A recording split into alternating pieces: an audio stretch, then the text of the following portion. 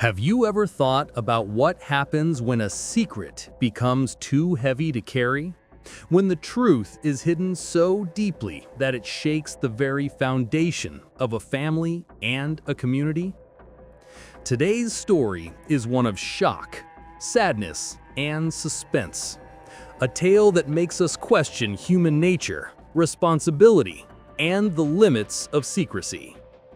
In Rock Island, Illinois, a woman named Sushi Staples did something unimaginable. She hid the death of her 10-year-old son in her own garage. What led her to make this choice?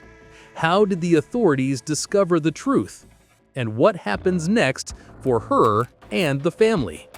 Stay with me as we unravel this disturbing and tragic story. The family background. Let's start by understanding the environment in which this tragedy unfolded.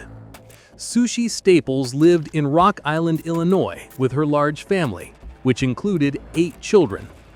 Life in a big household is always complicated, but in this case, it was layered with struggles, secrets, and troubling circumstances. Her 10-year-old son, Zion, was never enrolled in school, and over the years, the family had multiple contacts with the child welfare system. Investigations and reports over the past decade indicated potential neglect or abuse. While nothing had led to any serious intervention before, these past records would later come under scrutiny. Life for the family was marked by secrecy and tension.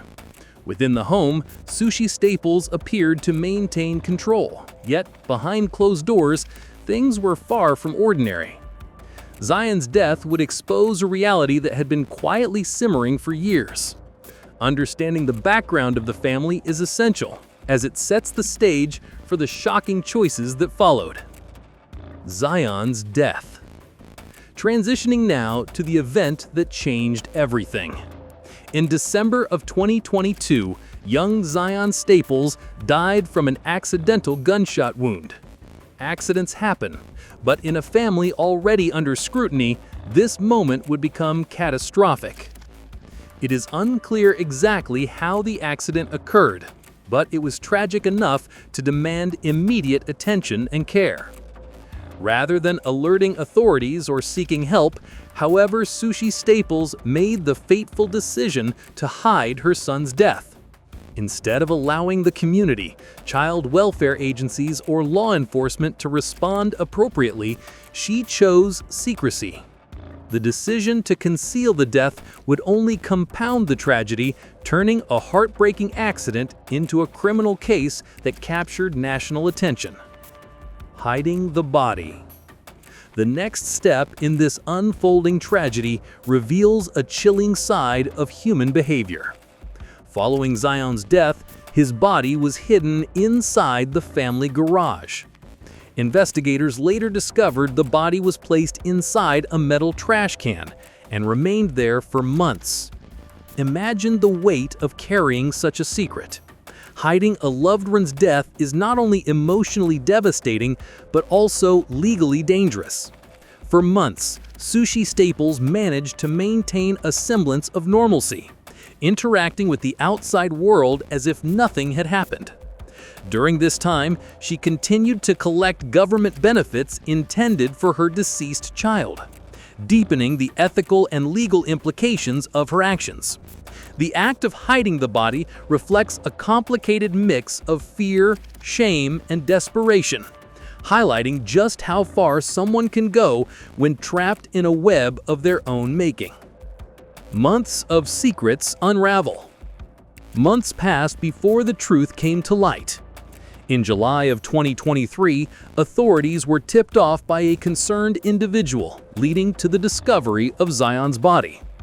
The Illinois Department of Children and Family Services received a report that initiated the investigation, which eventually brought the police to the Staples household. When officers arrived, they found the young boy's body in the garage, tucked inside the trash can. The scene shocked investigators, revealing months of concealment and deception. Questions immediately arose. Why was the body hidden? Why had the child not been enrolled in school? How could a mother continue receiving benefits for a child who was no longer alive? The answers would take months to unfold, but the discovery marked the beginning of legal proceedings that would hold the family accountable. Arrest and initial charges. Once the body was discovered, Sushi Staples was taken into custody. The arrest was tense, as officers sought to understand her state of mind and motivations. Investigators questioned her about the timeline, her knowledge of the accident, and her reasons for hiding the death. It became clear that the case was more than a simple accident. It involved concealment, deception, and potential endangerment of the other children in the home. The authorities charged her with endangering the life or health of a child, a Class 3 felony. This charge focused on the concealment of the death and the potential harm caused by withholding critical information from law enforcement and child welfare agencies. While the charge did not cover homicide, since Zion's death was accidental, it recognized the criminal nature of hiding the body and maintaining benefits inappropriately. Plea and sentence. Moving into the legal process, the case progressed steadily. On January 4, 2024, Sushi Staples entered a guilty plea.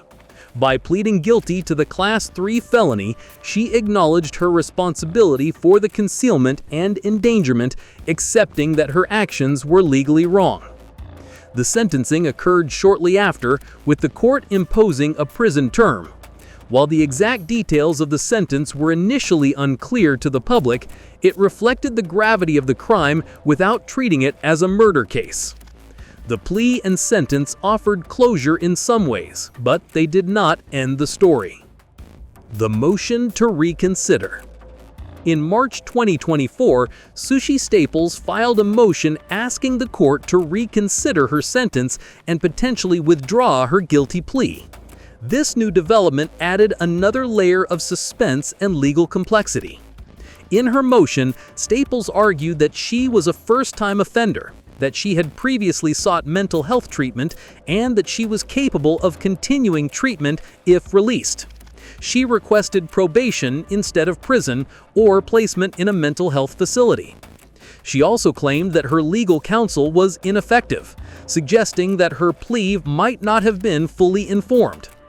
This motion reignited public interest and raised questions about whether the sentence would be altered or if she would face additional legal consequences. The story was far from over, and the courtroom would soon become the stage for further drama and discussion. The community impact.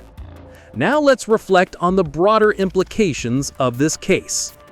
The story of Sushi Staples and her son Zion resonated deeply within the Rock Island community and beyond.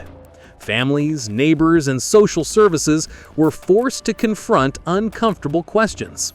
How did the system allow a child to go unregistered in school? How did the welfare benefits continue for a deceased child? What signs were missed along the way? The emotional impact on the surviving children is also profound.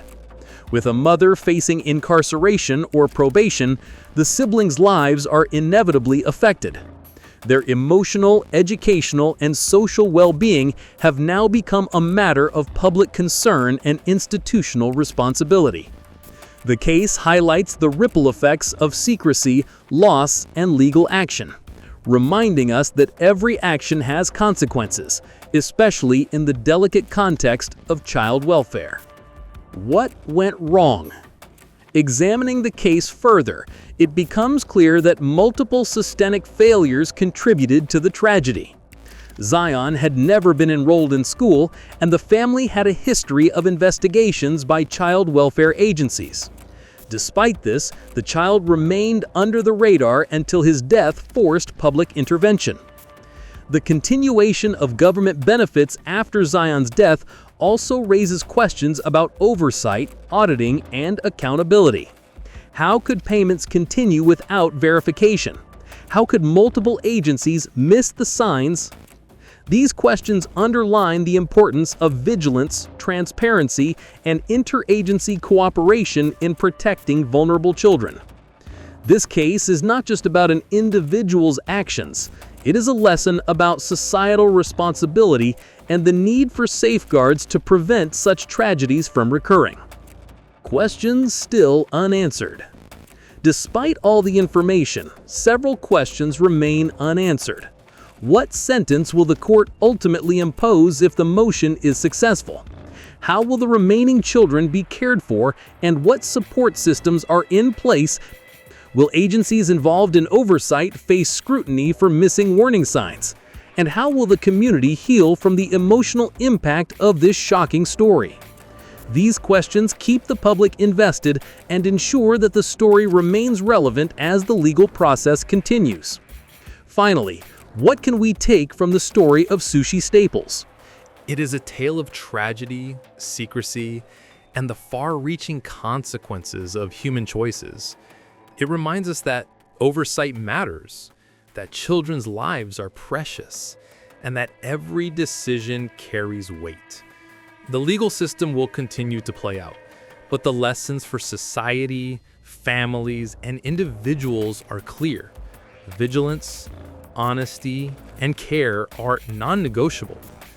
As we reflect on this case, let us remember Zion Staples, not just as a victim of tragic circumstances, but as a child whose story demands attention, empathy, and a commitment to prevent future tragedies.